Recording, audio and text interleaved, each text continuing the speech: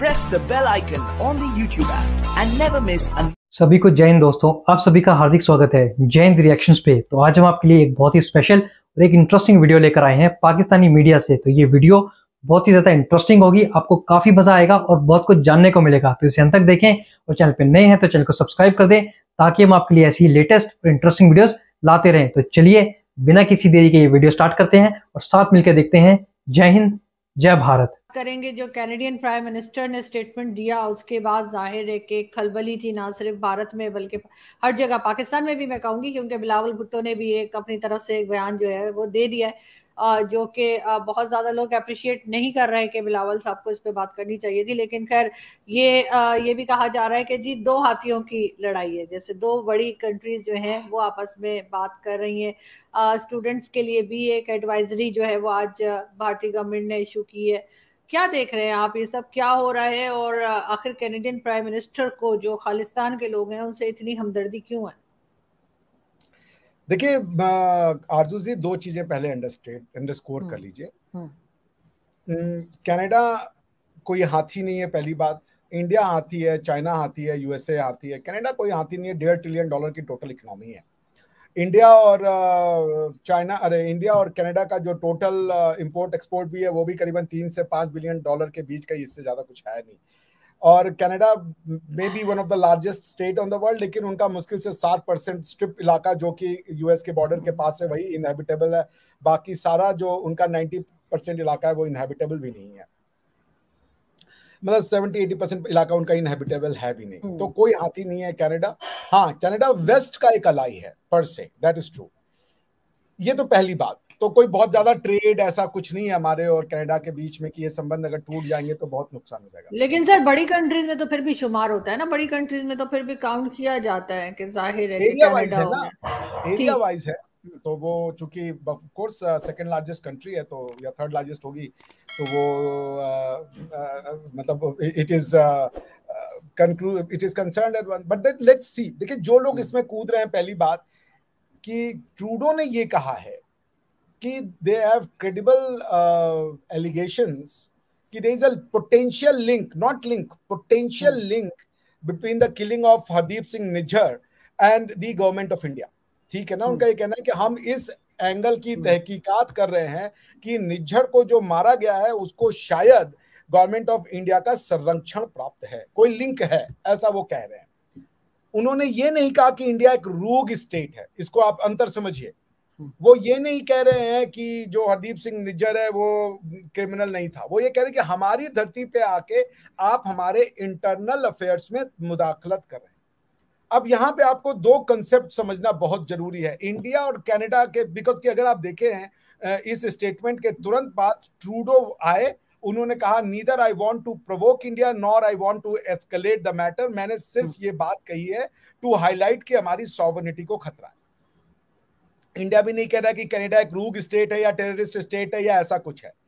मैं एक सेकंड लूंगी सर आपसे। आपकी बात ठीक है, उन्होंने जो बाद में बात की या जो पहले बात की, लेकिन फिर एकदम से डिप्लोमेट्स को निकाल देना दोनों तरफ की कंट्रीज से, तो वो ये बात जताता है कि बात बहुत ज्यादा सीरियस है, सीरियस मैटर है। नहीं, उन्होंने डिप्लोमेट को नहीं निकाला, उन्होंने जो रॉ के सिक्योरिटी इंटेलिजेंस ऑफिसर थे कनाडा में उनको निकाला। इंडिया ने उसके बदले में सीनियर डिप्लोमेट को निकाला। ठीक है ना, this is what it is. देखिए इसको समझने की जरूरत है। इंडिया और कनाडा के बीच में एक सीरियस मिसअंडरस्टैंडिंग, कोई हम लोग दुश्मन नहीं है, misunderstanding of a concept called freedom of speech and expression को लेके है। इंडिया ये कहता है कि आपने जो ये खालिस्तानियों को अपने यहाँ पनाह दी हुई है, ये अगर सिर्फ पीसफुल प्रोटेस्ट निकालें और कहें कि इंडिया जो है वो घटिया कंट्री है और हमें खालिस्तान चाहिए, इससे हमें कोई ऑब्जेक्शन नहीं है। मगर ये खालिस्तानी में बैठ करके यदि कनिष्क के हवाई जहाज को उड़ा दें पूरा का पूरा, और अभी पंजाब में एक हिंदू जो पुजारी थे उनकी हत्या हुई थी और पुलिस ने इन्वेस्टिगेशन में इस बात का पता लगाया था कि हरदीप सिंह निज्जर जो है, जो कनाडा में था, ये उसमें उसका हाथ था। गवर्नमेंट ऑफ इंडिया ने कैनेडियन गवर्नमेंट को कहा कि ये आपके पास एविडेंसेस हैं, आप कार्रवाई कीजिए। ट्रूडो ने कार्रवाई नहीं की। पूरा मामला ये आ रहा है कि ट्रूडो कह रहा है कि हमारे यहाँ freedom of speech and expression है और इसका एब्सोल्यूट है, इसमें हम कोई भी एक्सेप्शन नहीं क्रिएट करेंगे। ये उनका कहने का मतलब है। ये वेस्ट की जो freedom of speech and expression है उसको ऐसे समझिए कि जब स्वीडन कुरान जलाता है तो वो यही कहता है कि there is a freedom of speech and expression. तो यदि बिलावल भुट्टो साहब आज आके खड़े हो गए हैं वेस्ट के freedom of speech and expression के साथ, जो उनको खड़ा होना चाहिए, तो इसका यह मतलब है कि वो स्वीडन के साथ खड़े हैं, क्योंकि स्वीडन इसी freedom of speech and expression को कहता है कि कोई एक्सेप्शन नहीं है, हम रिलीजन को भी गालियां देंगे, हम रिलीजियस बुक को भी जलाएंगे, ये हमारे यहाँ कंप्लीटली प्रोटेक्टेड है। तो फिर वो जहां जहां पे वो अबाया बैन होता है और ये होता है फ्रांस में, स्वीडन में, इजिप्ट में, कहीं पर भी, फिर वो आवाज ना उठाएं, क्योंकि ये सब freedom of speech and expression के नाम पे किया जाता है। खैर एनीवेज, इसको आप समझे। देखिए ये समझिए, आरजू जी की freedom of speech and expression जो वेस्ट समझता है और जो हम समझते हैं, जमीन आसमान का अंतर है। Freedom of speech and expression है क्या, इसको आप समझ लीजिए, ठीक है। क्यों आया ये? वेस्ट में एक महोदय थे, उनका नाम था गैलीलियो। गैलीलियो साहब ने यह कह दिया था कि हमारी जो पृथ्वी है वो स्टैटिक नहीं है, वो सूरज के चारों ओर चक्कर लगाती है। That means the universe we live in is a heliocentric and not a geocentric. इतना कहने चर्च ने उनकी सारी स्टडी को जब्त कर लिया, उनका प्रोसिक्यूशन हो गया, उनको लिंच कर दिया, उनको होम हाउस अरेस्ट कर दिया गया था, पीटा गया, सो अलग। उसके बाद एक महोदय आए, चार्ल्स डार्विन, उन्होंने कहा कि इंसान का क्रिएशन नहीं हुआ है, इंसान का इवोल्यूशन हुआ है। अगर क्रिएशन है तभी गॉड है, इवोल्यूशन है तो गॉड ही नहीं है। आप समझ रही हैं, क्योंकि जो गॉड जिसको हम लोग को बताया गया है, या स्पेशली जो अब्राहमिक रिलीजन वाले हैं, उनको तो बताया गया गॉड ने हमें ऐसा क्रिएट किया। चार्ल्स डार्विन आके कह रहा था नहीं नहीं नहीं नहीं, तो गलत है, हम तो पहले 4 पैर पे थे, फिर ये हमारे ये जो हाथ है ये पहले पैर थे, बाद में हाथ बन गए। लेकिन जो आदम अलैहिस्सलाम बनाया गया था, उनको तो 2 हाथ और 2 पैर के साथ बनाया गया था। तो जो ये जो आपका इवोल्यूशन है वो क्रिएशन के साथ फिट नहीं बैठता, क्योंकि गॉड तभी तक गॉड है जब तक वो क्रिएटर है। यदि आपने क्रिएशन को ही डिनाई कर दिया तो गॉड ही खत्म हो गया। आप समझ रहे मेरी बात? तो यूरोप ने ये तय किया कि हमारे यहाँ पे freedom of speech and expression तभी होगा जब हम हर चीज को ब्लास्फेमी के दायरे से बाहर निकालेंगे। तो क्योंकि ये जो वो कह रहा था कि इवोल्यूशन हुआ, ये एक तरीके से ब्लास्फेमी था ना, क्योंकि तुम कह रहे हो कि गॉड ने क्रिएट नहीं किया, तो ब्लास्फेमस है। तो यूरोप का जो कॉन्स्टिट्यूशनल सोसाइटी है उसका जो बीज है वो freedom of speech and expression है, क्योंकि freedom of speech and expression का उपयोग करते हुए ही बाइबल में से पॉलिटिकल पावर को अलग किया गया, क्योंकि लोगों को कहा गया कि आप साइंटिफिक बनो, आप बिलीवर मत बनो। बिलीवर का एंटीथेसिस होता है साइंटिफिक। तो इसलिए यूरोप जो कहता है कि जब हमारा जो freedom of speech and expression है वो है ही रिलीजन को गाली देने के लिए, गाली एज इन नॉट बेकार की गाली, कंस्ट्रक्टिव गाली देने के लिए। हम एब्सोल्यूट फ्रीडम है हमारे पास कि हम रिलीजन को किसी भी तरीके से मजाक उड़ाए, मखौल उड़ाए, क्रिटिसाइज करें, हम इस पे कोई भी रिस्ट्रिक्शन नहीं लगाएंगे। अब हमारे यहाँ देख लें, हमारे यहाँ एक स्कूल ऑफ फिलॉसफी है, उसका नाम है चरवाक फिलॉसफी। जब भारत में आज से 10-15 हजार साल पहले वेदों की रचना की गई, तो उसमें चरवाक जो फिलॉसफी के जो सेजेस थे, जो ऋषि मुनि थे, उन्होंने कहा वेद में जो लिखा है वो सब गलत है, कोई आफ्टर लाइफ नहीं होता, कोई लॉ ऑफ कर्म नहीं होता, जो है इसी जीवन में है, यहीं पे खाओगे पियोगे मर जाओगे, आगे कुछ नहीं है।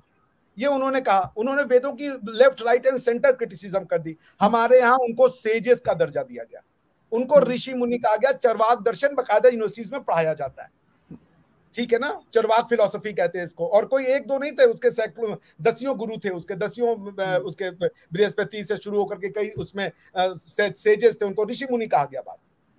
तो हमारे यहाँ ईश्वर की बुराई करना या उसकी बुराई करना, क्या नाम है,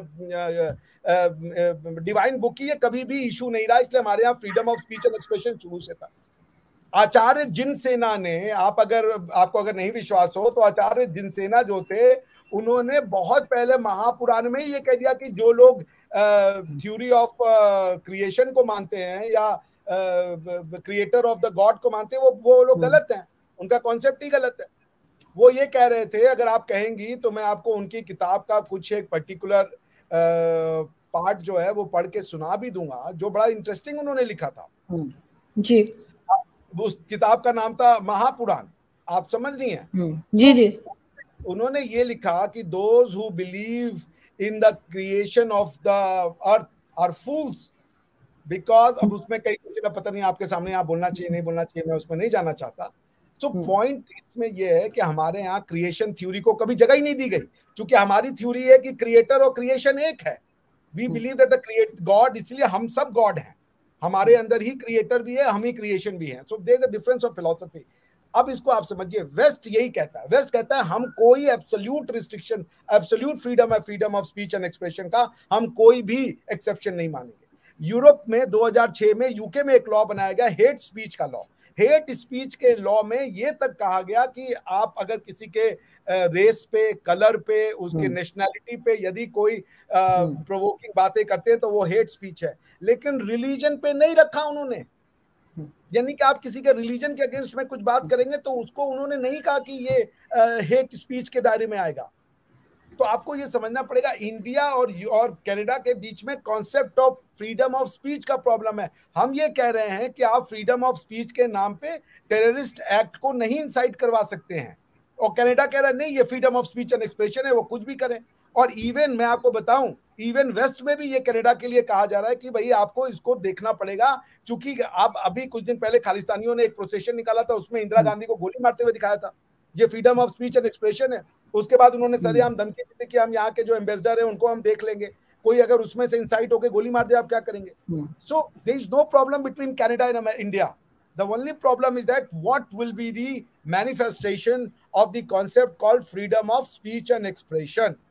और मेरे ख्याल से कनाडा जनरल असेंबली रिजोल्यूशन 2625 जो कि फ्रेंडली रिलेशंस को एक्सपेडिएट करता है on the basis of the principle of article 2 of the UN charter, उसका क्लियर कट वायलेशन कर रहा है। क्योंकि अगर निज्जर फ्रीडम ऑफ स्पीच और एक्सप्रेशन को वो कर रहा था एक्सपीरियंस, तो फिर ओसामा बिन लादेन अफगानिस्तान में भी freedom of speech and expression को एक्सरसाइज कर रहा था, जब वो कह रहा था कि वेस्ट जो है वो मिडिल ईस्ट में जाकर के वो करता है, क्या नाम है,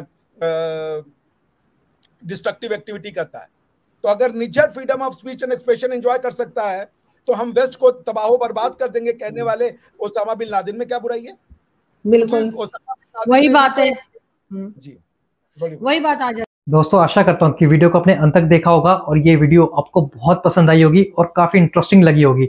अगर आपको वीडियो अच्छी लगी है तो इसे प्लीज लाइक और शेयर जरूर कर दें, और चैनल पर नए हैं तो चैनल को सब्सक्राइब कर दें, ताकि हम आपके लिए ऐसी लेटेस्ट और इंटरेस्टिंग वीडियोस लाते रहें। और इस वीडियो के बारे में जो भी आपके विचार हैं, आप अपने विचार हमें कमेंट सेक्शन में लिखकर जरूर बताएं, हमें आपके कमेंट्स का इंतजार रहेगा। तो चलिए फिर मिलेंगे ऐसी किसी इंटरेस्टिंग और लेटेस्ट वीडियो में, तब तक अपना ध्यान रखिए। जय हिंद, जय भारत।